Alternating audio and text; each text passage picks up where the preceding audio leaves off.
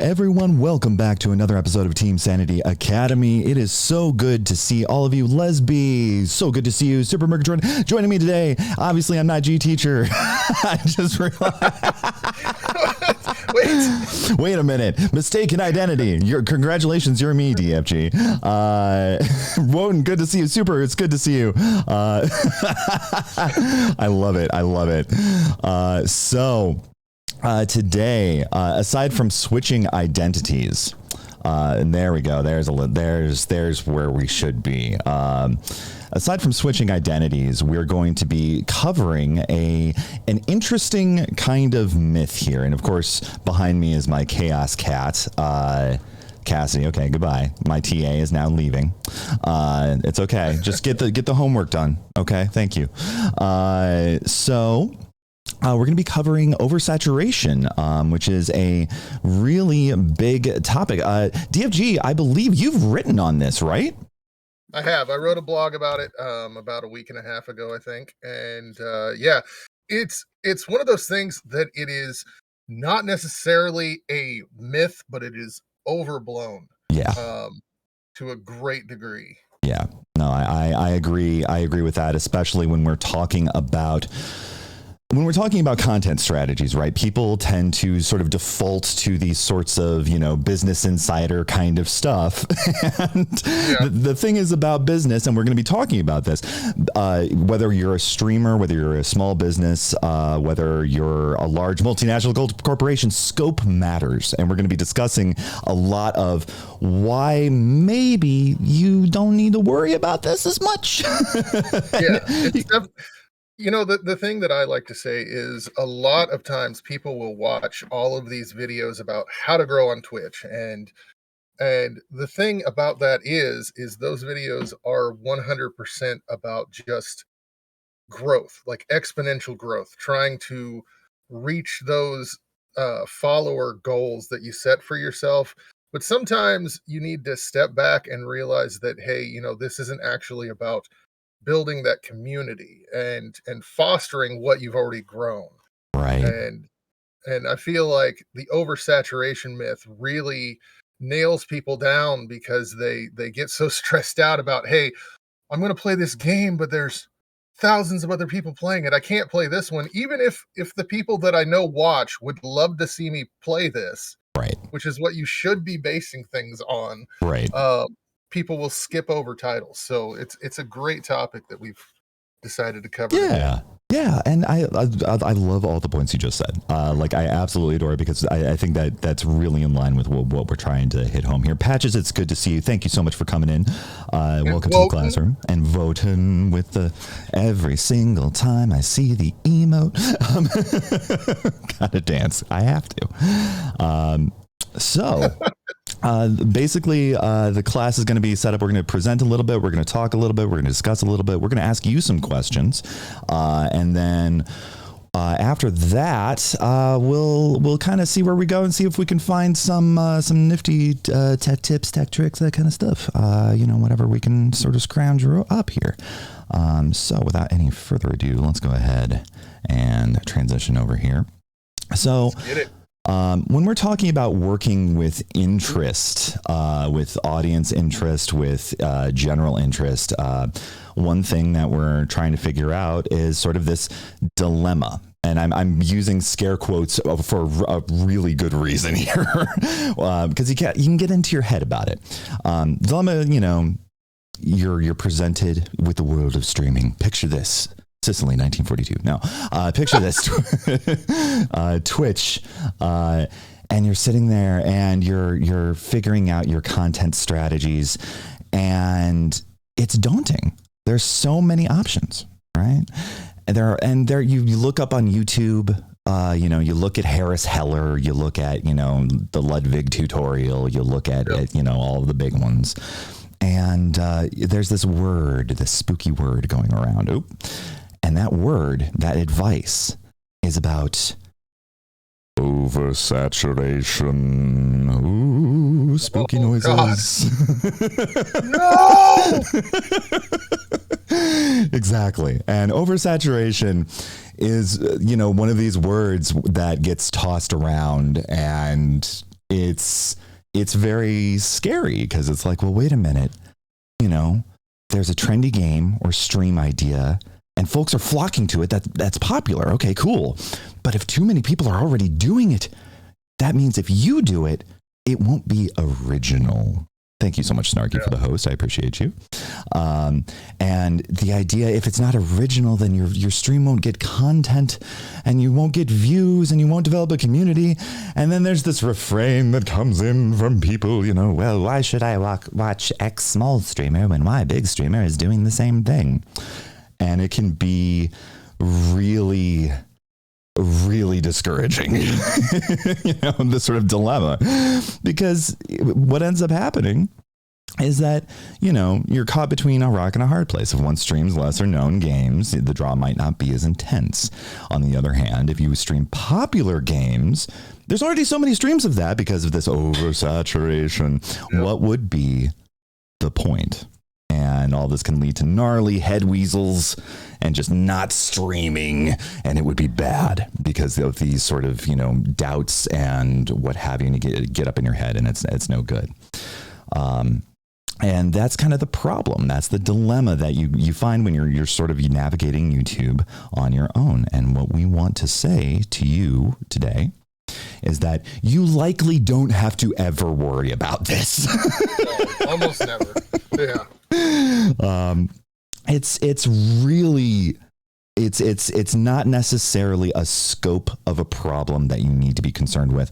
I see Patches has a solid topic for sure. I had a friend who only believed he could ever grow if he played the highest viewed game on Twitch. He doesn't stream anymore. Exactly. That is literally the issue. And this sort of mindset of, you know, well, I have to do X and Y and I have to, you know, stream Fortnite to get the big bucks. It's like, no,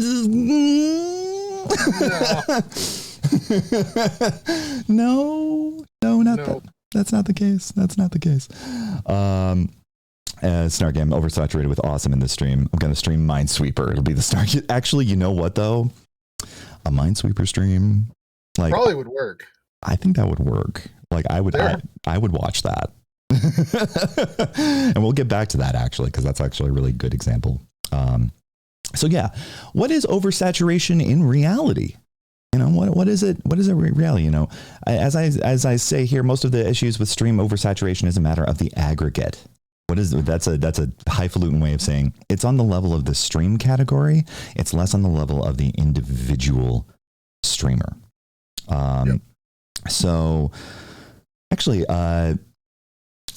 before I even continue, have you ever dealt with this sort of dilemma yourself, DFG? Have you ever had to sort of try and work your way out of, you know, oh God, if I don't stream a popular game, people aren't going to watch, and if I do stream a popular game, people aren't going to watch. Have you ever had to deal with that? When I first started streaming on Twitch, like you said, I watched all these videos, and it was definitely, you got to find that perfect game that is both popular but not oversaturated, and using the, you know, Twitch tracker to try and figure out what game I should play at what time. And I found that doing that just kind of made me miserable. Yeah. It just led to a lot of stress. Yeah. And it all comes down to, you know, a lot of times people, the main issue, like you talked about before, is finding your niche. That is one of the biggest worries that people have, is finding a niche and getting to that segment that you can both enjoy what you're doing on Twitch, you're growing, and your community is blooming. That's going to be your niche. And a lot of times people get in the mindset of, well, I can't be in a niche if I'm playing the wrong game.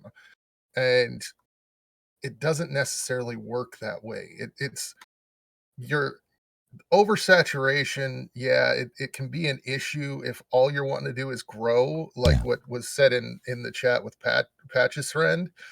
But it's not the major stressor that most people make it out to be. Exactly. It shouldn't be, but probably every streamer has stressed out about this at one point or another. Yeah, Exactly. And I love the fact that you zeroed in on this sort of mentality of right game, wrong game. Yeah. Because this is a really tempting trap, especially when you're first starting out. The idea that somewhere out there is the Holy Grail game, the sort of in the Goldilocks zone where all you have to do is basically find that Holy Grail game, and then all of a sudden the followers will come rolling in and you'll be part of a whole viral push. And I'm sorry to Grail questers. Not gonna happen. Not gonna happen. Not gonna happen. Not gonna happen. It's not gonna happen. And likewise, the wrong game. So, like, if we're thinking about what wrong game might mean, that's a really weird kind of thing. I think the only way that I would say, nah, that's the wrong game is if it doesn't fit your vibe or your particular intentional broadcast persona, or if it doesn't, obviously TOS is a thing. Maybe don't stream those games. And I wrote another blog, and this is not going to be a show that's just promoting my blog. I promise you that. But I like your blog. I wrote another blog about variety. Yeah. And when we're talking about wrong games, it may come to a situation where if you're too much variety, yes, it's going to hurt your channel. Right. So if you one day play Animal Crossing and then the next day you're playing Bloodborne or some first-person shooter, mm-hmm. it's probably a little too much variety. Yeah. You're not going to be able to grow a community of people who are there just for you. You'll have some, but it's going to be much harder if you're doing that much. But yeah, the whole right game, wrong game. I have played games that if you looked at Twitch Tracker are absolutely dead. There's no one watching it. And I have had amazing streams. Yep. Exactly. So exactly. And I think, when we're thinking about, I was not adding you, Snarky. No. Voten saying, play to your strengths and what you enjoy. People will see through you playing a game just because it's popular. I had some good numbers playing lesser known games or older games. That's absolutely right. Snarky being snarky. Yeah, and absolutely. When I'm thinking about, the sort of right game, wrong game stuff, or even the dead game discourse, I'm glad you brought that up too. The idea of what constitutes a dead game, too often, at least colloquially or in everyday speech, ends up being just a shorthand for I'm not interested in it. And there's presumptions about like its popularity because that individual isn't interested in it. And I regret to inform that perspective is that Candy Crush is still one of the most popular games played right now today. It is. And with Snarky saying, I don't know what games I'm comfortable with, I'm just trying to find my niche. I encourage when you're starting out as a variety streamer, play very different games. Yes. Yes. Play very, very different games. Once you get to a point where you have a following, that's when I'm talking about maybe too much variety is a problem. But if you're still trying to find your niche, you can play Animal Crossing on one day, and then you can play Dark Souls on the next, and then Apex the next day. And you're just experimenting and finding that place that you are most comfortable with. That is absolutely fine. Yeah, exactly. And experimentation is encouraged. So like both DFG and I have a lot of crossover in what we do. Like we're both variety horror streamers. We're both FromSoft people. We're both doing a lot of the similar things. Of course, we do it differently, right? And that's part of the point that we're going to be making in this lecture. We make it our own, but at the same time, like it takes a kind of intentionality. It takes experimentation. It takes figuring out what you're comfortable streaming. Because I'm never going to be comfortable playing an FPS on stream ever. And that's not because you know. I will play them with friends Yeah. on their streams. Yeah. But yeah, I don't tend to. I'm not interested in streaming that kind of a game. It's Yeah. just not my thing. Exactly. So, so when we're thinking about oversaturation, keep in mind that most of the time when you see business articles, you see that Forbes article, or even just like streamer news stuff, oversaturation is something that deals with the big picture rather than the picture of the individual streamer. Yes. The big picture is that's one narrative, and yeah, we should pay attention to the narrative, but we shouldn't necessarily take that narrative as gospel for what we should do stream by stream by stream by stream, because that big picture narrative is, again, an aggregate, a collection of many different data points, and those data points can say a story, but it's okay. Yeah. Just catching up here. I tried to Animal Crossing and discovered what I really want to do is give tips on how to breed blue roses. Nice. Which is more of a YouTube type content you plan to do soon. Excellent. So that's a good pivot, right? Sometimes you have these ideas and you're like, you know what? This may be not the thing for Twitch, but hot damn, a YouTube series or a TikTok series, and streaming Halo the same way. Cannot pay as much attention to chat as I would like. Love playing Halo though. Yeah, good. And sometimes, I think there should be another episode about balancing audience needs versus game needs versus streamer needs. That's a whole conversation. And it's a tricky balancing act, but I think that's definitely the fact that you're aware of that, Snarky, is absolutely crucial. And I love that. So yeah. Individual streamers, we already said this, aren't going to be as affected by this as long as they remember the golden principle of streaming, which we've been talking about this entire time. What you do is the content. Exactly. 100%. And the oversaturation issue is, if you are someone who is just going to get on Twitch and sit there and play a video game and not interact with chat, then oversaturation is going to destroy you. Yeah. If you are someone that interacts with your chat, that has fun point redeems, that chats with your chat beforehand for a little bit, your chat has some inside jokes and things like that, it's not going to matter as much. It's not going to have the devastating effects on you. Exactly. I got to give credit to DFG for discussing how I felt after those streams.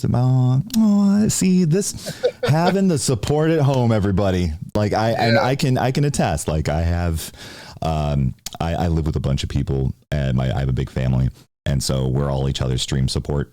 And we check in and we do focus. It's like a little focus group right at the home. Don't actually turn your family into a focus group, though. No. Don't do it. Oh my God. Okay. So yes, what you do is the content, not the game. And this can be, it's simple. And we say it all the time. And yet we can get suckered. We can get suckered into this idea. Like I will absolutely cop. I was so excited for the Mass Effect trilogy because I'm a huge Mass Effect fan. And the oversaturation narrative got in my head, despite me knowing better. And I let that steer away from the Mass Effect content that I wanted to do because I'm like, oh, chat engagement's not doing well.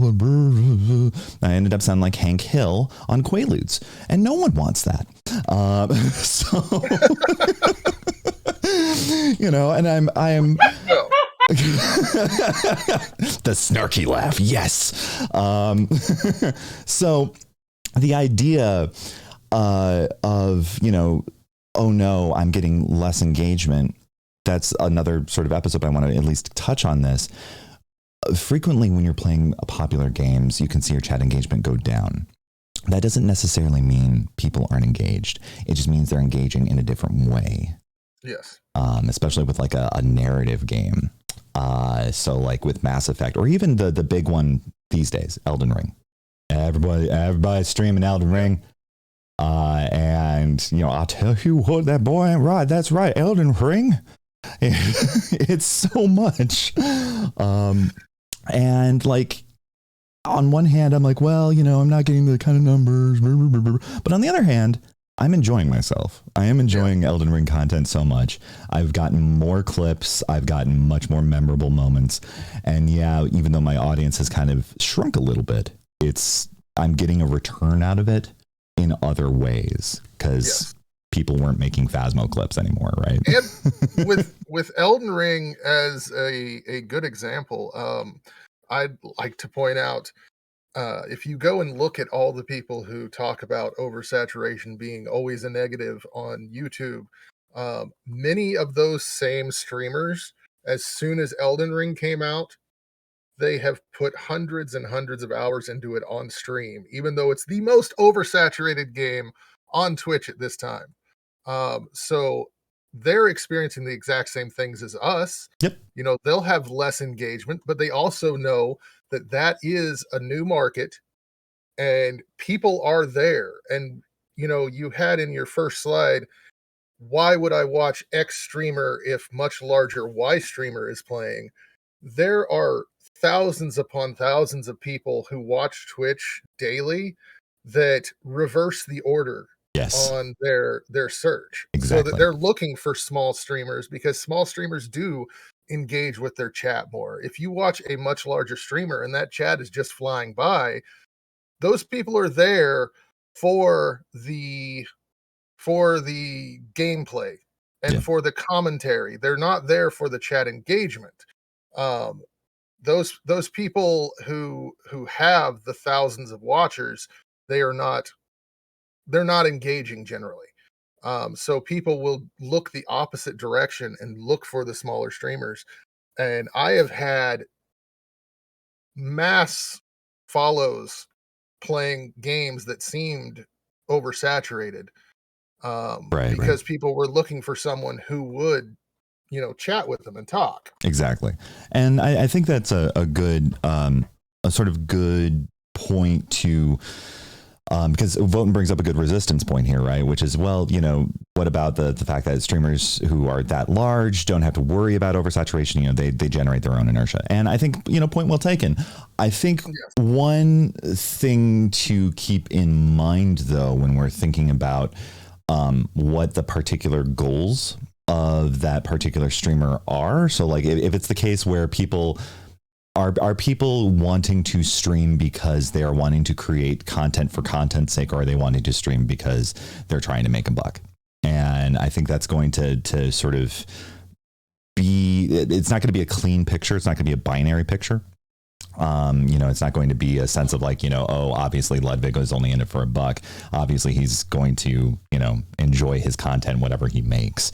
But I think that one of the sort of benefits of being a small streamer is the community engagement aspect. I mean, even the big streamer the big streaming sort of organization I follow, which is Waypoint, which is part of Vice Games. Even that chat is a little bit too much to actually interact with, right?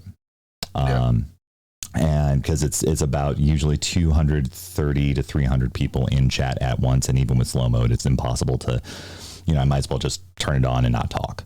And I think that if you're wanting a more conversational experience, I think that's where small streamers, their niche can really, really happen. And hey, Fluffy the Walrus, hey Evans, hey, how's it going? It's good to see you both. So I think, you know, it's not necessarily, you know, we're not trying to speak, you know, negatively about larger streamers, but I think it's important to remember. It's important to remember that we are where we are in the Twitch ecosystem, if you will. There are going to be different concerns, and those concerns offer advantages and disadvantages. Because, like, yeah, their sub counts are probably great, but there's also the sense of I would actually kind of miss talking to people like this, you know, just having a nice conversation, and, you know, being seeing the scroll of text would just sort of be like, oh man, I don't get to talk to people. So yeah, moving right along. And this is sort of something we've said already. As long as you don't do literally exactly the same thing that other streamers are doing, the oversaturation issue is going to be far less of a factor. So like I said, if you're just sitting there playing the game, not interacting with your chat, and just, yeah, it's going to be a big factor. If you're engaging and you have created something that's unique, it's not going to be as big of a factor. Right. Exactly. Exactly. And like, actually, we'll use an object example here. You've been playing Bloodborne recently, right? Yeah. So what has that been like? As far as like the experience, what you're doing as far as content wise? I may be addicted. So it's been a change because I have gone from mostly horror to the Bloodborne route, and I enjoy it. I enjoy the interaction that I get with the chat throughout it. There are people that were mostly there for the real dark horror, Right. and I'm sure they'll be back when I play other games. But I'm finding that each time I go live with Bloodborne, I am getting new followers. Right. I'm having new people pop up in the chat and chat with me about the game and about their experience with the game, and it's been really fun. I've enjoyed it. I really like it, and yes, I am addicted. As the TikTok method, not in a medical sense, but I don't think I could do without it. I'm loving it. Absolutely. Absolutely. And so the reason I ask is because one of the interesting aspects of being a FromSoft person. So I have streamed Bloodborne. I'm currently streaming Elden Ring. A couple of my friends have streamed Bloodborne. And if we were judging that solely on, Bloodborne streamer, it would be a little weird because it's like, well, other people have these really great playthroughs. One of the people I follow is a challenge runner and managed to beat all of the bosses, including the DLC, without leveling up. And it was bonkers. Not me. Nope. Not gonna be me. Right. So when it comes to so what you're saying is you can stop whenever you want. Yeah, I could stop. I could stop. I'm playing tomorrow. I could stop, but I'm playing tomorrow. Yeah. And Fluffy brings up a good point. If you have a crappy sounding microphone and your stream looks like you've put no effort into it, you won't grow because you'll look like all the other streamers who aren't growing. And that is, yes, put some effort into it. Find some ways that you're unique. Fluffy has a dog, Sebastian, that he has point redeems. Okay. Where you can give the dog a treat or get the dog some pets and stuff like it makes it super unique. Yeah. Not a lot of people do that. Yeah. And it's awesome. So that is one way that Fluffy's unique. He also has a lot of on-screen graphics that pop up when you say certain words. Yes. And it's amazing. Yeah, exactly. And I think that so when we get to because I'm going to ask Chad a question, and I think that's a really good answer to that question of like what original content strategies folks have used in the past. And I think that's a really cool one. And I think one of the things that, with Bloodborne and FromSoft, it can be easy to sort of get into the get good sort of mentality. But sometimes one of the best things you can do is step away from that and focus on something else. So like with Bloodborne and Dark Souls especially, I tend to do lore throughs. So like talking about, because the lore for those games is just so arcane. And, figuring out what the hell is actually happening. What's going on? So, it reminds me of when I was talking to my friend Evans, and I said, hey, Evans, I'm wanting to do Dark Souls. Now, you've recommended Dark Souls 3, but should I play the first one so that Dark Souls 3 makes sense? And he's like, Dark Souls 3 isn't going to make sense regardless of if you played 2 before it. None of it makes sense. Right. And I think one of the things that when you're thinking about when you're thinking about lore, as like doing lore through kind of stuff, this is where you can play to your strengths. Because like, you have your sort of YouTube lore people. But this is where, like, let's say you're an academic like me. So like full disclosure, I am ABD. I'm a PhD candidate in philosophy. I'm not even going to go into what that means right now. It'd take too long. But because there's a lot of experience I have with like really super dense texts that don't make a lot of sense. I'm like, oh, well, I can use this skill. And then, you know, in case that gets too dry, then you can whip up another skill, right? So like another thing that you can do is like if you do impressions or if you do like food challenge. I know you were doing Bean Boozled for a while. I was doing Bean Boozled, and I still have that. I have started doing some of my impressions. People really enjoy watching Elmo play Bloodborne. Yeah, exactly. So, Exactly. And watching Elmo and like that right there, watch Elmo play Bloodborne. That's a huge draw. It's like that. Yeah. That's so it's like so out there and yet perfect. It's perfect. So having something like that would be like, that is a content strategy too. Catching up with chat. Branding is that's a whole other lecture.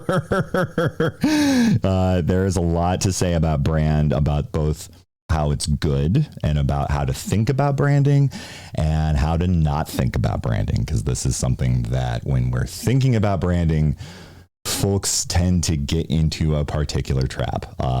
And man, I could talk about that for like 4 hours. But yeah. And yeah, there is some the nonlinear narrative of Bloodborne and Dark Souls and what have you, and Demon Souls and even Armored Core, if you want to go back that far. There is a sense there. It's very diffuse. So yeah, absolutely. So we're already kind of talking about it. And we'll talk about it more. Making original content with popular games. You can probably tell it's mainly going to be a matter of style, right? Yeah. And maybe your style, as the screen says, is jeggings. But I mean, you probably don't want to see me in jeggings. But you know, I'm not going to hate on people who use jeggings as a brand. This is why it's so important to be intentional with the kind of broadcast persona you cultivate. Too often, folks get bogged down in narratives of hyper authenticity. And what I mean by that is they get so, you know, any particular kind of artifice or change in my voice or change in my delivery or rate is going to come off as a lie. I have to be 100% true 100% of the time. And I have to tell you, sweetheart, you're good. You're good. You are allowed to have a presentational style. Yes. 100%. And oh my God, if you were to be able, they're no longer on the internet, I'll just tell you that. But if you were to be able to go back to my first YouTube videos and hear the booming Carnival Barker YouTube voice that I tried using back then, oh, it was bad.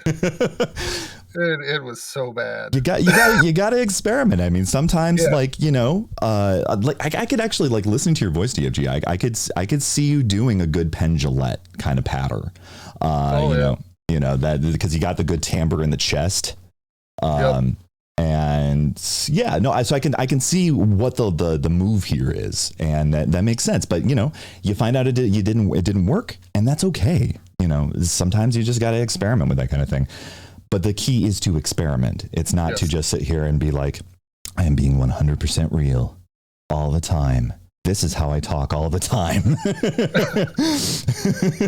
Don't do that. Don't put a little art in it. Put a little art in it, you know. This is, regardless of what we may want to say, streaming is a special occasion. Like we are sharing our home. We're sharing our space. We're talking with people all around the world. That's a special occasion. And we can put in the work just a little, you know, it doesn't have to be over the top, just a little, to be presentational about it. And whatever that kind of persona is, maybe, you know, I've met people who literally, this is their entire thing. They're like ASMR streamers, but not necessarily, you know, or, you know, you got Team Sanity, you know, you have Nuke's hype, which is just so much and wonderful and infectious. You got Cuddle, who is just has this wonderful, like, I care, but I'm also sarcastic, but I also care, like kind of presentation. I love it. It's just a matter of being intentional with it, right? Yes, and here's a tip: if you are going into horror streaming, please stop impersonating manly badass hero. Oh my God. You just, you, no matter how good you think you are at it, you're not. It just be yourself. You know, have your own persona that you come into. But yeah. Exactly. Yeah. That is. I'm trying not to tangent, but man. It happens so much with horror streams. Horror streamers are just they come in two flavors. Either you get, this is manly badass hero, and here we are, and it's like, yes, you're a baritone, good.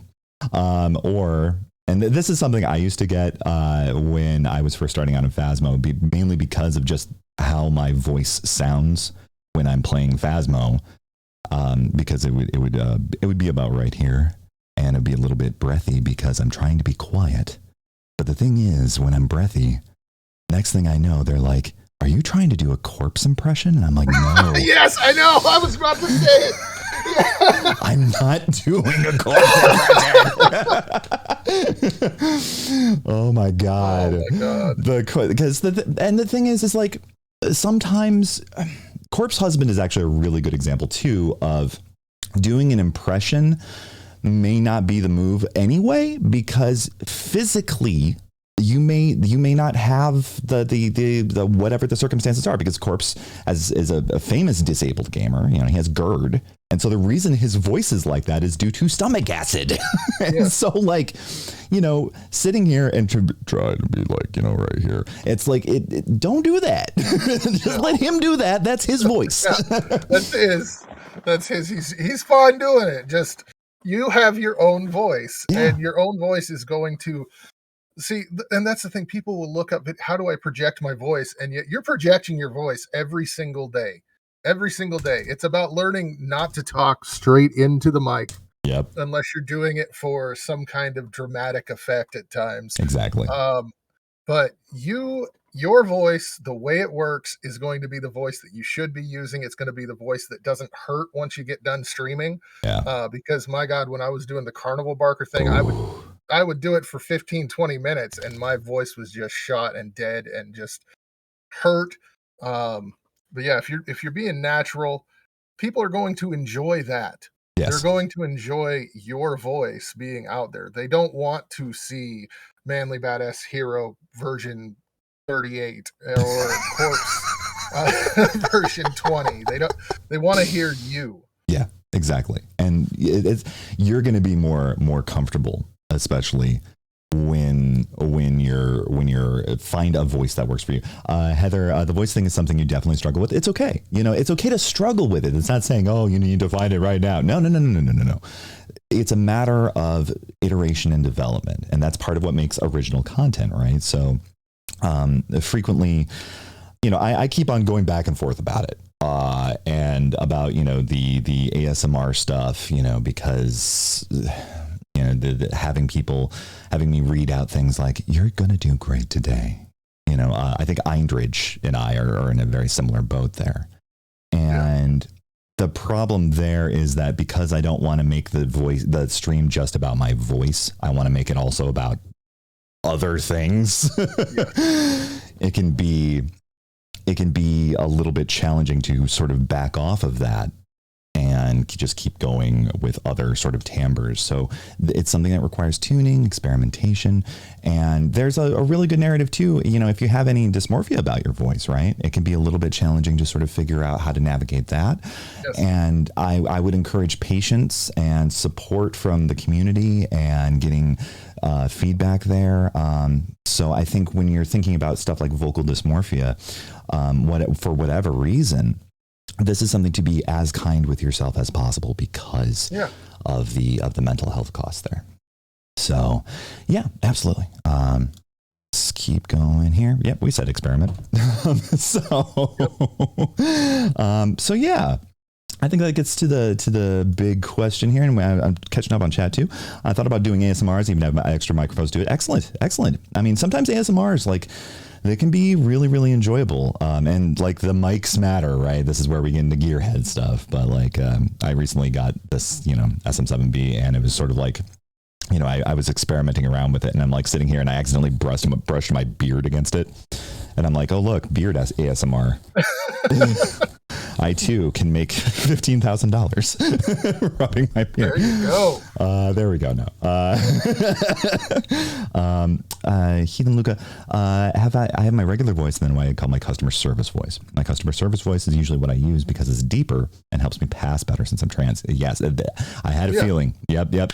Where, but I need to be better about just being exactly. So that's why I'm like a big about vocal dysmorphia, especially if you're part of the trans community, because this is a real mental health concern. If whatever voice you need to use, to feel not only safe, but also feel like your best self, that is the voice you should use.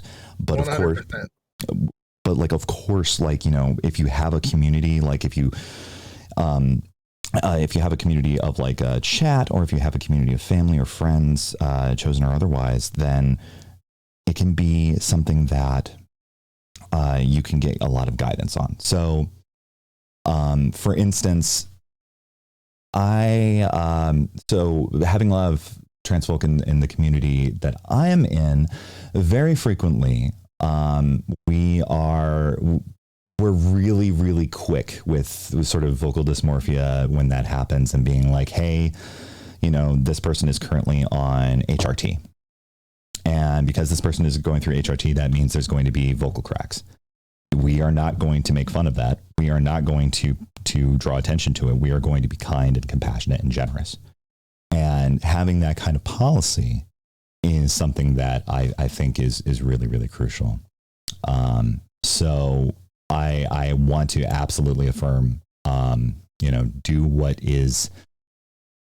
is comfortable for you, but also do what is safe for you too, because especially with everything going on, I want to make sure that trans lives are treasured. Because that's just the thing. I don't know. Maybe that's controversial. Not controversial with me. Trans rights, yeah, exactly, 100%. Exactly. So yeah, compassion is non-negotiable. It's a must. Yeah, you all get it. So, yeah. What are some original content experiments or methods that you've used? It shouldn't be, but exactly. Very first experiment I did because Dogface Gamer was not my original gaming name that I went with. I had another one that was just trash. I hated it. And so I switched to Dogface Gamer. And the first idea for original content that I came up with was starting my show and ending my show by just barking. And it was horrible. I don't do that anymore. But it was a good experiment. Yeah, it was a good experiment. Other things that I do is I have, certain screens. Like I do have the Bean Boozle challenge where I do like hot beans. And if it gets super hot and I'm really reacting, I have a screen that I switch to that's filtered red. And people love it. I have another one that's filtered green for when I do the gross Bean Boozled. But yeah, anything like one of the things that I like to recommend when it comes to this is there is never an idea that is too goofy to try. Yes. You might think, if I do this, I'm going to look ridiculous. People are going to love seeing you look ridiculous. Like that's yes. People are going to love that. So experiment. If you have an idea pop in your mind, jot it down and try it. If it works, awesome. If it doesn't work, you tried it, you can move on. Yep. Exactly. So how about you? What are some things that you've experimented? Oh man. I bet. So I'm actually in the middle of like renovating the streaming room right now, but like back in the day I had a green screen. I was a green screen streamer. And which was a little tough because I'm very tall and and this room is very small. And so one of the things that I did to celebrate 200 followers was so I'm a big fan of 80s movies. I'm an 80s kid. I was born in the early 80s. And I really enjoyed the movie The Lost Boys. It was a formative experience Yes, and the dog is right. That's how I feel about it. Whenever it's on, I'm just like, yes. And I was so tickled by Tim Capello. It's okay if you don't recognize that name, chat. Tim Capello. If you've ever seen if you've ever seen the Lost Boys, you know the guy who's not wearing a shirt and he's got a saxophone and he's got like a chain belt and tight jeans and there's a barrel on fire. And I'm like, what if I did a music video and with a live music video of me badly lip syncing in cosplay of Tim Capello. And this is actually on YouTube, believe it or not. So if you want to look this up, you just search Stranger Peace. We will all be checking that out. And Dinosaur 83 was there. Yep, exactly. It was yesterday and so long ago. And I did a whole video montage, and it was goofy. Oh yes. Ridiculous. Oh yeah. It was very much like a Jack Black rendition of I Still Believe. And link, okay, hold on. I will hold on. Let me pull it up, because I will at least show the there we go. Well, so, while you pull that up, Nuke said, also, I cannot stress the importance of taking notes throughout the day enough. Yeah, when you have an idea, jot that down right then. One of the things I do is Google Docs. I will open up a Google Doc and just jot it down there, and then it's saved. I can check it out when I get home. Other important thing, make sure that you write your note in a way that it makes sense to you 3 hours later when you're looking at it, and not like I've done several times and wrote something and got home and went, what the hell was that supposed to mean? I don't know. But yeah, jot down notes whenever you have one. It's a great idea. Yeah, absolutely. And even if you just pick up like a quick little notebook, or even like Post-it notes or something like that, where you're just jotting down ideas, checklists. That's an excellent example, Snarky. Like having checklists or a Google Doc, whatever works best for you. That way you can track your ideas, because your ideas are going to be what makes the life of the channel, right? So yeah, like there was the Tim Capello cosplay. There's been I used to do poetry readings actually before every stream. I might bring that back actually, and do very dramatic, ASMR poetry readings. But yeah, like as a broadcaster, as a content creator, you can play to your strengths, whatever those might be. And if you don't know what those strengths are, play. Give yourself permission to play, because play is going to be like the really big liberating force here. Don't quite be so serious. You can just let yourself have the imperfect, warty, lovely, passionate thing, whatever that might be. Yeah, absolutely. And my Post-it budget is massive. I am. Ange, I love you. I love you so much. So Num Dinosaur 83, a very good friend of mine, helped me get started in my streaming, and is just one of the absolutely great emote artists and a great craft artist, and just I enjoy having them there, and sometimes that happens. So yeah, think about original content experiments. No matter how wild. Let yourself be, even if it's just like B-movie quality. Sometimes that's better than AAA. Yes, 100%. People are going to love the stuff. And like I said, if it flops, it flops. Yeah. Sometimes you're going to have something that flops. You're going to think this is the greatest idea ever, and you're going to do it, and then just everybody's going to be like, what the hell was that? Why did they do that on stream? But a lot of times you're going to have a really goofy idea, do it, and people are going to love it. You're going to become known for that moment. And yeah, it's great. Yeah. Just experiment. Yeah, exactly. But let's say, let's say you're like, okay, I'm still worried about it. Like, I'm still worried about this. I'm still worried about the oversaturation problem. Okay. All right. We got you. We got you. So, as I mentioned, DFG has a really great blog, and I've already posted the link in the chat. And DFG has some really great points about about viewer runoff, growth opportunities, and engagement. We've covered a little bit of this, but I want to address specifically the viewer runoff point. Can you tell us more about that? Okay, so with viewer runoff, what you have is you have all these large streamers who are playing these games, and eventually they're going to stop. They're going to move on to the next game, but there's going to still be an audience that wants to see that game played.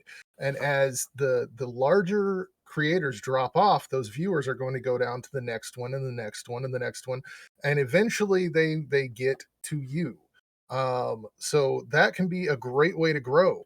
uh, you also have a lot of opportunities for growing through your tags as well. If you're playing a game and you say, if you're a member of the LGBTQIA plus and you have that tag in there, and someone else from that same tag is playing the game, they may more likely raid you playing it than they would raid a larger creator. They want to raid somebody around the same size as them, the same vibe. So you have a good opportunity for growth there. But the big one is the viewer runoff. I have seen that someone ends their stream and people just flood to other channels where they Yeah. want to see that same game played. Yeah. So it's a great opportunity for growth. There is just the viewer runoff from other channels ending their stream or stopping playing that game. Exactly. And I think that's one of the things where understanding Twitch as an ecosystem rather than a strict hierarchy is going to be far more beneficial for you. Because if you understand it as an ecosystem, then it's less about, oh no, X and Y big streamers are streaming this, I can't do it. No, you kind of go, okay, they're going to be streaming. They usually stream for about, 4 or 5 hours. What if I sort of finagle things so that way I'm going to catch some of that runoff? You're not going to get every single viewer, but you will get some because Yes. people will still want to have that on the background, even if it's to just fall asleep to the dulcet tones of dying in Elden Ring. Yeah, I think for thinking about viewer runoff in ways that affirm your sort of position and help build your community, because again, community is just built one person at a time. Sometimes the viewer runoff you get from other people is the difference between finding a pillar of your community and not. Exactly.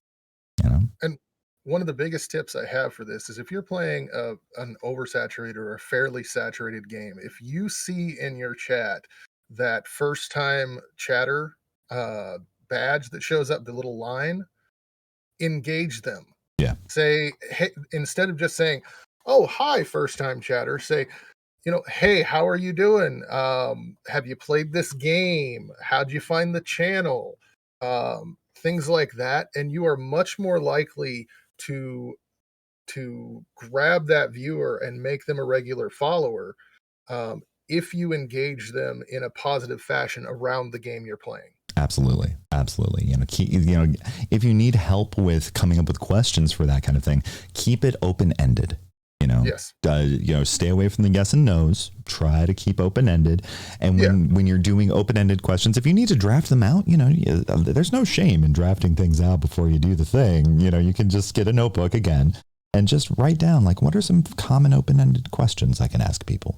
Conversation starters. I think you can even Google. There's some pretty good etiquette stuff there too. And this sounds weird to bring up, that etiquette would have something to do with, being a successful streamer, but it's actually kind of an important skill. Yeah. And that doesn't mean you have to be, perfectly, let's get the tea and be very Downton Abbey about it. No, you don't need to do that. But you can absolutely, show interest in a sort of affirming way using things like politeness. So like let's say let's say Numb Dinosaur's open question. How many people have you gone fisticuffs with? That's gonna be my go-to. So for reference, I again, Ange, I love you. You're so small and so mighty. I love you. So you know, when you're using like even comedic questions like that, right? There's ways to deliver that. There's ways to sort of engage and sort of front load the question even. So even as something as simple as what brought you here, you know, how did you find us? You know, welcome in. I'm excited to have you here, and be genuine about that. You know, don't just be like, I'm excited to have you here. You know, actually look at the camera, say the thing. One of the things that I like to do is if someone comes into my chat and I'm playing, like, say, Bloodborne, and I see a new chatter, I will ask them, hey, have you played this game? If they answer yes or no, if they answer yes, I will go on and go, well, that's great, because this is my first playthrough. I may have some questions, and having you here is an awesome resource for that. Oh, perfect. Love that. I love that. That is a fantastic way to get somebody there. And then don't just leave it at that. If you do get to a point where you're like, hey, what is going on here? You can go to your chat and say, hey, viewer such and such, how'd you get through this part? Or do you have any tips for me? Things like that. Now, if you're doing a no backseating run, then of course that's not going to be the greatest way to go. Right. But it can be a wonderful way to get those chatters engaging and interested in your product, in that they can then say, hey, I helped that person get to this point in this game. It adds that extra value. Yeah, it does. It really does. And like, I'm glad that you brought up that, you know, it should be context sensitive, right? Yeah. So like, you know, if you're a no backseating streamer, obviously that's not the thing, that's not the play, but you know, I think you can still adapt that strategy. Yeah. Pretty well with something like, hey, have you heard of this game before? Okay, great. What was your favorite boss in Bloodborne? Or what thing did you struggle with the hardest? You know, you know, another good thing, if you are a no backseating player, if you have someone come into your chat, you can say, hey, have you played this game? If they say yes, talk about something that you just did in the game, that a portion that you just got through, and ask them what they thought of that section. Yeah, good. Good. Because that's basically what you're doing, is you're building a common ground of conversation. That's the idea here, is that you have a common ground of conversation. And Nuke and Ange, no backseating, but please help. And Ange's like, send help, but also don't tell me what to do, is big me energy. And I love you, Ange. I keep saying it, but like, it's true. And I mean no slight by it. It is something I love dearly about you. But yes, when you're figuring out these sort of stock lines, figuring out what works for you, you know, and I use words like script and persona, and people are like, oh, it's all fake. You're being fake. No. And it's like, well, it's less about being fake. It's more about being intentional. Being very intentional with how you're presenting yourself, because if you're being intentional with how you're presenting yourself, you're going to feel more secure about it. You know, it's going to be less, you know, stage fright. Because I mean, let's be real. We're broadcasting on an international medium.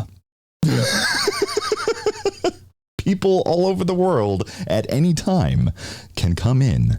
And I believe that one of the greatest fears in the American public right now is still public speaking. And that's literally what we're doing right now. Yes.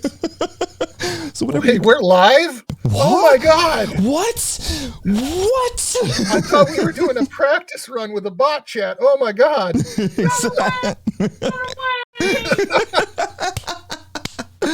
Exactly.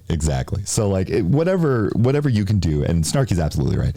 You know, having guides, thoughtful cues, they're aids, right? It's not fakeness. It's just aiding. you know. I'm saying you should definitely have more than one. Don't like if you have 5 new people coming to your chat on that night, ask them the exact same things. Yeah, don't Do do the that. exact same scripted responses. Have a few things that you can say because people are going to go, hey, he didn't really care about my answers. The literal only way I could see that working literally is to play it off as comedy, like you do like an Andy Kaufman bit where you get like a 3x5 card and you're like, okay, I'm a very professional streamer. Yes. And doing that, and that's a bit, that's a different thing than literally recycling. I'm just imagining it. I can't stop giggling. I don't know why. But yeah, I may put that into the list of things that I do in the future. That would be hilarious. That'd be absolutely hilarious. I would love that.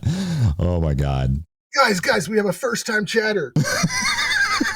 Hello. I am DFG. I am the dog farced faced gamer. So what's the bottom line here? What does Stone Cold say here? So making content is about what you do with the materials given. The games aren't going to do the work for you, right? Yeah. Finding your own style of presenting of content is going to matter. That's going to mitigate the oversaturation worries here, because again, that's a different scope problem.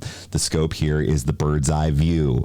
You don't need to worry about the bird's eye view right now. You just worry about the sort of everyday view. Be aware. Don't just live in the sky. You can't walk up there. It's not fun. And like I said, stop worrying about oversaturation. You do what makes you engaged, right? You are the good thing. I promise. Your passion is infectious. Whatever that passion might realize itself as. That's what drew me to Team Sanity. It's what drew me to DFG here. Because like DFG, so passionate, so infectious excitement. I just adore just watching, being like, it's DFG. This is cozy. This is good. Shucks. This is good. So, one final thing that I kind of want to stress on this is a lot of the content that is based on the oversaturation concept is around the idea of you're just starting out, you're getting on Twitch, and you have nothing there. And it may be good to play a less saturated game right starting out, just to get your feel around the place, kind of get an idea. Like we said, you can experiment with different types of games, different levels of saturation. You can do all the experimenting you want. Once you get to the point where you have 5, 10, 15 average viewer streams, 20 average viewer streams, this becomes less of a worry. It becomes less of a thing that once you've hit that point, you don't really have to worry as much. And you don't really have to worry starting out either. It seems to be more on the mind of people who are just starting out, which is why that content is based around them. Yeah, no, I agree with that. Okay. Let's talk about what the sausage is made of real quick. There is a cottage industry on YouTube that specifically monetizes due to the stoking and poking and kicking the wasp's hive of these particular insecurities. Let me just be real. 100%. Like they're not just there to help you. They're also there to get clicks. And if there's a whole long story here about Bernaysian psychology, we're not going to go into it because again, that's a 3-hour lecture, but there's a story here about ways that you can get engagement using less than above board tactics. And part of that is exploiting insecurities and amping up this idea of oversaturation. And I think when you're first starting out, it can be very it can be very difficult to resist those narratives because you don't have alternative narratives in mind. And so I think when we're thinking about like looking up tutorials on YouTube, be careful with yourself. You know, I'm not Harris Heller. I got what I needed from Harris and ran. Yeah. I mean, that's the thing. You can get a lot of good info from a lot of those videos, but never take them as like a golden truth. I've mentioned before, a lot of times content like that is built around how one particular streamer got their views and got their following, and it may not work for anyone else but that streamer. So take everything with a grain of salt, make it fit you. Make it fit your persona, and you'll be much better off instead of just trying to follow a guidebook kind of method to getting your following, because people are going to realize that that's just what you're doing. And a lot of times what you fall into, like with this oversaturation, what I forgot to say earlier, is people getting this idea of being stream by stream. They will play one game on Monday and they don't get the views. So on Wednesday, they play a completely different game and they don't get the views that they expected. So on Thursday, they play a completely different game. Whereas streaming is a long game. It's meant to be slow at first when you're just starting out and you're growing that core audience. Once you grow that core audience, then word of mouth can help you out a lot. And wow, DFG, way to come to me right in the heart. I am sorry that, you know, I'm just saying, like, I have seen this and experienced it myself, where I have been like, oh, this game is going to be awesome for engagement and everything. Look, it fits right here in the Twitch tracker. It's going to be perfect. And then I play it and I'm like, oh my God, this game is awful and no one watches. see also the Mass Effect streams, Ange. I mean, literally, that this is the mistake. And you know, even when you do know better, you still fall prey to it, which is why it's important to talk, you know, to your mod team, to your community. Have someone you can talk to about streaming issues, whoever that might be. Like too often we can get into our heads of like, I have to do everything myself. I am the octopus. I am the Hydra. I have to be everywhere. Community is there for a reason. It's okay. People actually really do want to talk to you about your streams, believe it or not. Because, you know, I am glad this is a stream too, and I'm glad you're here too, Ange. Yes. So yeah, like Ange, like I am so thrilled to share this with you. And by the way, hello, I am your streaming buddy. You want to talk about streaming?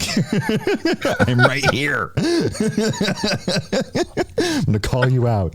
Anyway, yeah. So I think this is something that I want to just print out on a poster and give to everyone who ever starts streaming, is precisely your advice, DFG, because I think, you know, when we're thinking about finding that niche and getting caught in right game, wrong game, or getting caught in oversaturation traps and, you know, getting caught in all these little mental traps, it can really take the enjoyment out of the entire enterprise. And I was just going to jump in and say what we've been talking about here. A lot of times you'll see in those videos, you got to make quality content. What we've been talking about is exactly what's meant when it comes to making quality content. Finding your brand, finding your way you speak, finding what your audience responds to the best. That is where you're getting to making quality content. Once you figure out some of those things, your content is quality. And you can increase upon that quality. Exactly.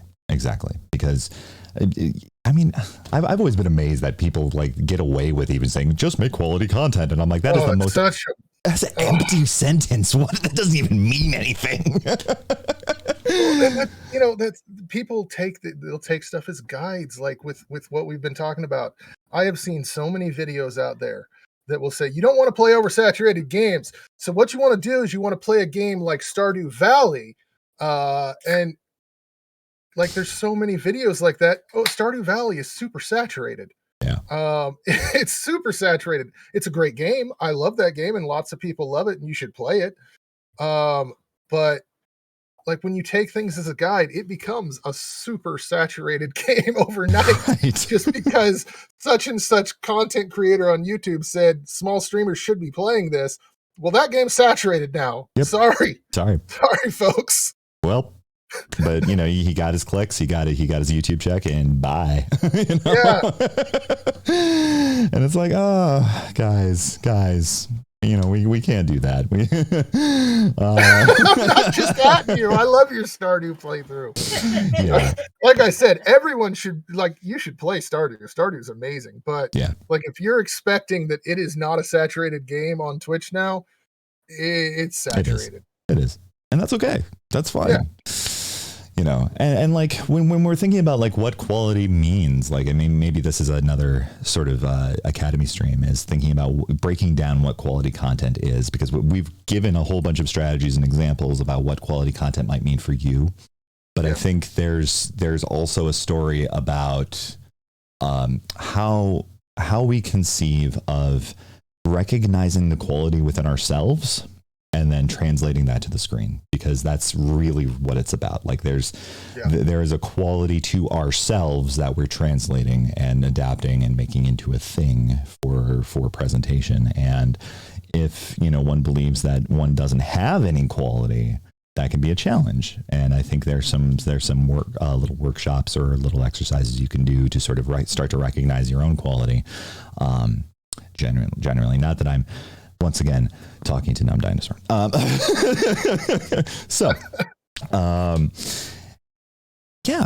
Is there anything more that we want to cover about navigating interest? Do people have any questions about this whole enterprise? What we were talking about, oversaturation, about game choice, about anything we've discussed so far? Okay, please keep. Okay, I love you too. Have a wonderful day. Great. Thank you for being here. So if you have any questions, feel free to pop them in the chat, and we are more than happy to answer them.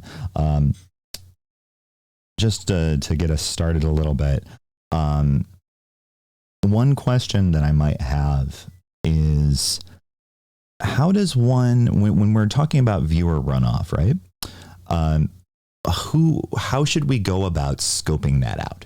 What should we do to scope out what schedules? Is there a tool that we should use? Is there something like a program, that kind of thing? I mean, there's tools that you can use and stuff. My thoughts on it, like the easiest way to do it is, if you're interested in playing a game based on and trying to get that viewer runoff, then if a game releases, say today, if you wait a week or two to start playing that game, you're going to start experiencing some of that runoff.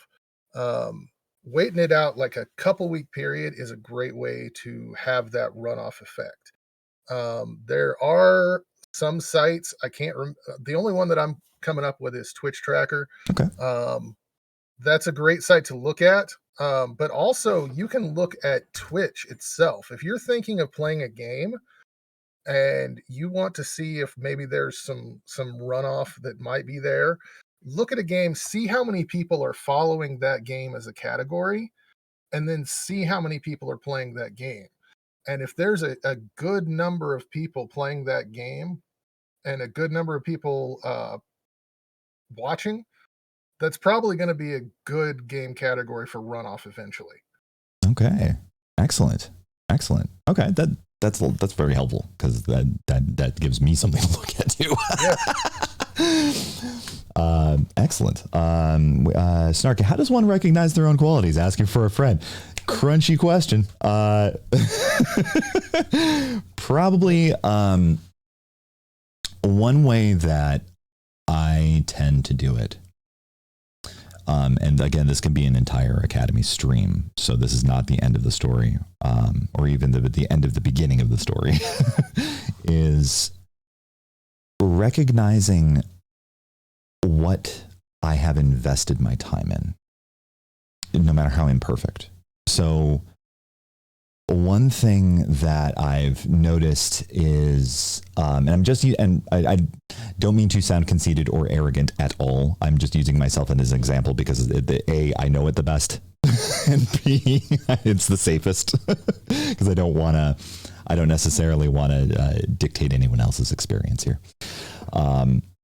So when I'm thinking about the kind of qualities that I typically start to monitor, it's the stuff that I've spent usually about more than 10 hours a month on. I go, well, okay, so there's a kind of quality there. I spend more than 10 hours a month really getting into developing music tracks for tabletop RPGs. Okay, cool.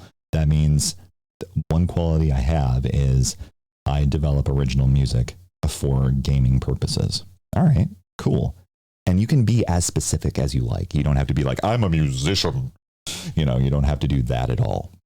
You can be very deliberate, intentional, hyper-specific. That way it actually reduces the stakes. So that way you don't have to feel the pressure of like, oh God, I'm a musician, but am I really a musician? Because I wasn't classically trained. You can avoid that whole bag of worms. So, and one thing for me that I'm experimenting with, because people really enjoy the promo material that I make on Twitter, where I make almost like a thumbnail and put it out there, what I'm going to be playing, this is it. People really like that. So I have begun experimenting on my channel after that, adding the thumbnails to the VODs, doing kind of a YouTube idea. Oh, yeah. Because so many people, you go to their channels and every single channel just has the Twitch thumbnail. Mm-hmm. So when you go to my channel, you're going to now start seeing some ready-made thumbnails instead to maybe draw people in. Okay. And I just started it last week, and it's a long game approach. It's not going to be something that's going to show dividends right away, but I'm interested in seeing what that does to VOD views, as well as what that does to, when I'm off stream, those followers at that point. But as far as like addressing Snarky's question, one thing that I like to do is finding those qualities that people enjoy when I stream, is looking at what causes the chat to kind of pop off. Like if the chat gets excited about something during a certain portion of my stream, I will watch that and say, what is it that they are enjoying? And then try to kind of say, hey, that might be a strength. Let's put this over there in this corner, and that might be something that is part of my own voice that I should be emphasizing more in the future. Good. I really like that. Because, using chat as a kind of barometer, especially if you have a very active chat, noticing what in jokes that they tended to create, or what vibes they bring. That can be one way to sort of get at what qualities you're bringing to stream.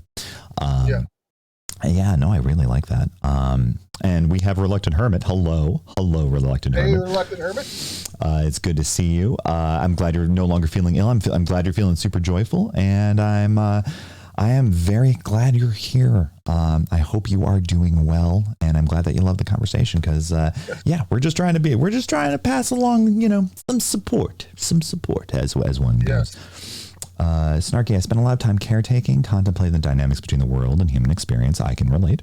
And world domination, only one of these things is false. So one thing that when we're thinking about things like, especially interests in, say, the relation between the human and the social, or between the world and a sort of objective experience and social experience, as well as caretaking, right? This is something that you can sort of play with. This is something that you can play with in your stream persona if you like. Like, I don't do as much philosophy stuff on stream anymore, but that's not to say I'm not going to do in the future. It's just something that I've been sort of figuring out and retooling. But if there's something there that you want to sort of have a comment on, let's say you're playing Stardew Valley, right? Stardew Valley is a marvelous little meditation on inheritance and death.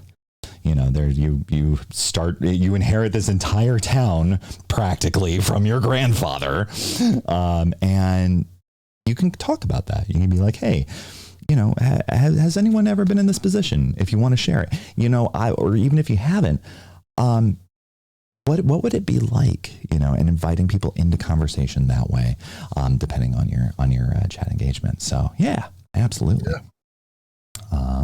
Great advice. Yeah. So, as far as our next segment, unless anyone else has any more questions, I'll start talking about all the specialty coatings look, if specialty coatings are where you're at, if you want to talk about lacquers, I'm never going to say don't talk about lacquer, because one thing about the internet that I think we've all learned is that there is no interest too niche. Like sometimes, what is it? A Baumgartner art restoration, where it's like this very chill restoration process where he talks about different ways of restoring paintings, and it literally, you're watching paint dry and yet it's compelling. Yeah. So yeah, I mean, you want to talk about lacquer, go for it.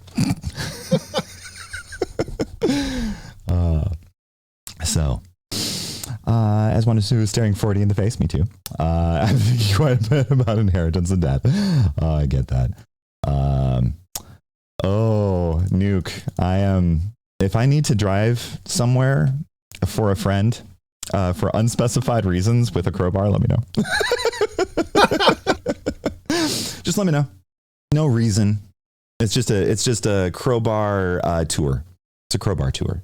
I'm showing off this very nice crowbar. Anyway, thank you, everyone. I don't think we have any, unless you want to show off any or talk about any other topics or tools. Not that I can think of. Okay. And yes, Crowbar was a good band. And excellent. Okay, so thank you very much. Every much? No, you know what? Yeah, I'm going to lean into it. Thank you every much. Ever much, good scholars. Exactly. Ever much. For coming on in, asking us questions, talking to us, and listening to us talk.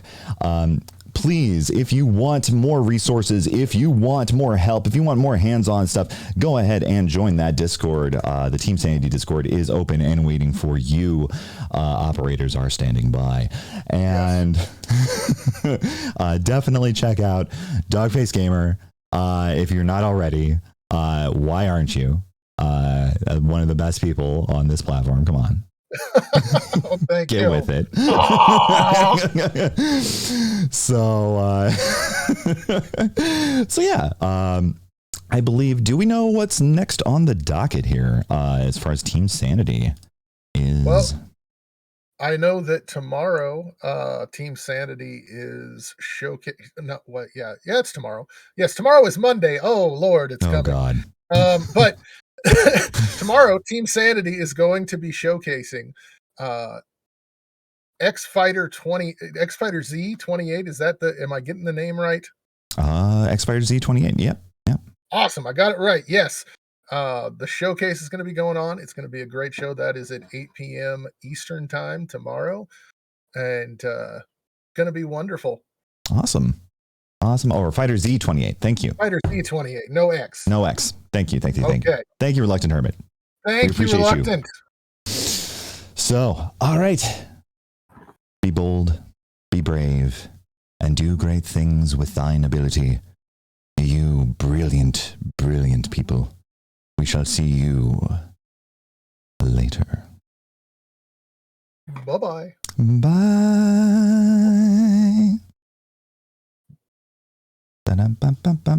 Oh, I forgot to raid. That was a beautiful, beautiful sign off. I know.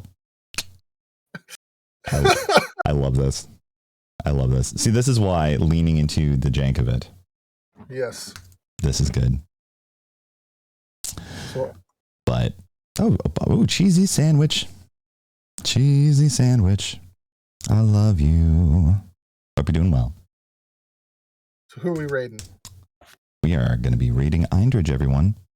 Awesome. Golden voice. Another golden voice. All right, for real. I love you all. We all love you. And mwah. Dance off stage. All right. We are actually rated this time. Awesome.